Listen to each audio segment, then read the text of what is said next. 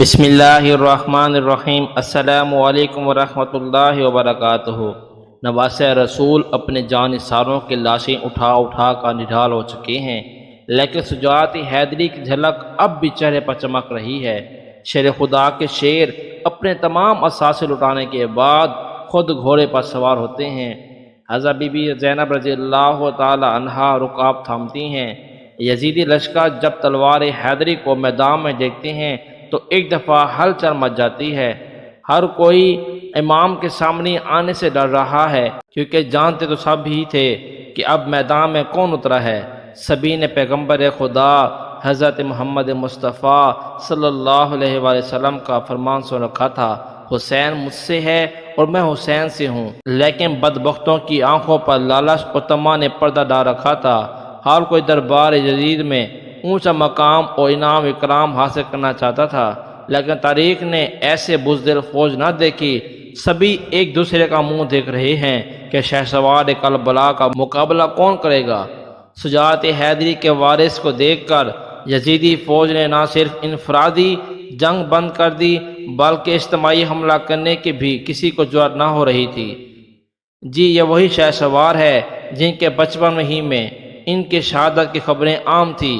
ایک دفعہ جبریل امین آقا علیہ السلام کی بارگاہ میں حاضر ہوئے تھے کہ وہاں امام حسین رضی اللہ تعالی عنہ بھی تشریف فرما تھے، اور حضور علیہ السلام کی مبارک گود میں بیٹھ گئے۔ جبریل امین نے عرض کیا، اے اللہ کے رسول، آپ کی امت آپ کے اس بیٹے کو شہید کر دے گی۔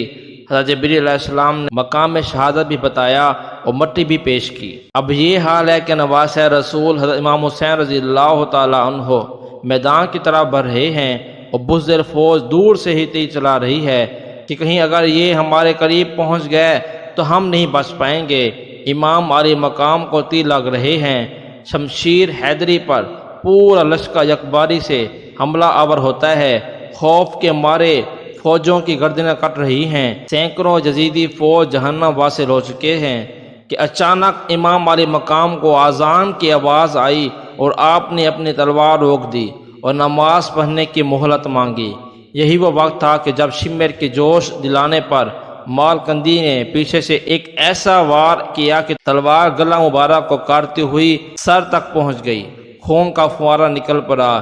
جیسے جیسے وقت گزرتا گیا، امام کے جسم پر تلواریں، نیزوں اور تیروں کے زخم بڑھتے جا رہے تھے، لیکن پھر بھی کسی کی ہمت نہ تھی کہ شجاعت کے اس کوہ گراں کو شہید کر سکیں۔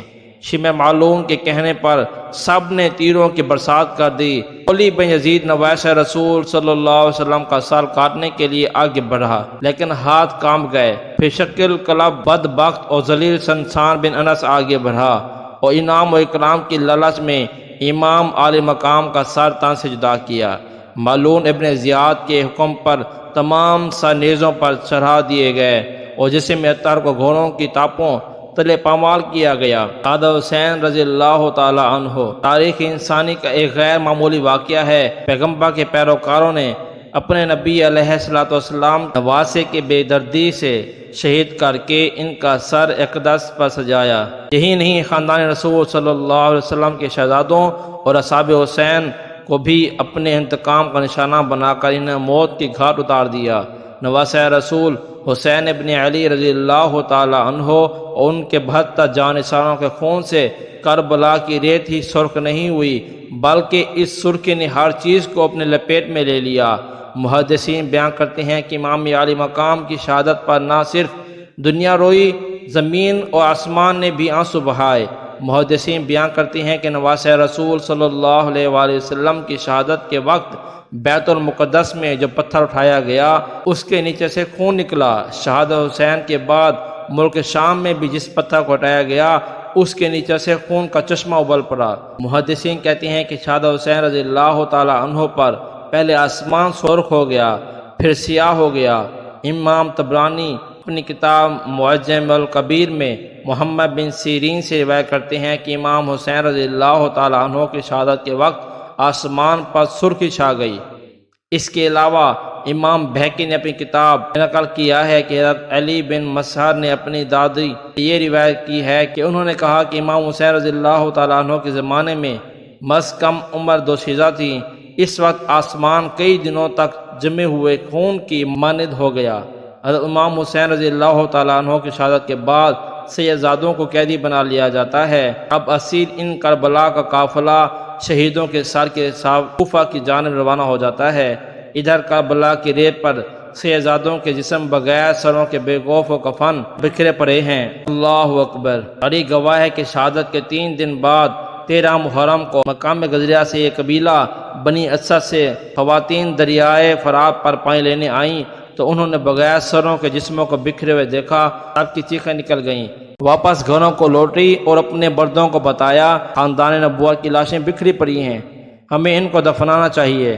چنانچہ کچھ مرد ان کے ساتھ میدان کربلا پہنچے، قبریں کھودنا شروع کر دیں۔ سبھی جنازہ پڑھنے کے لیے تیار تھے کہ اتنے میں ایک گھوڑا سوار شخص آیا اور حضرت امام حسین رضی اللہ تعالیٰ عنہ کے جسم کے ساتھ لپٹ کر رویا۔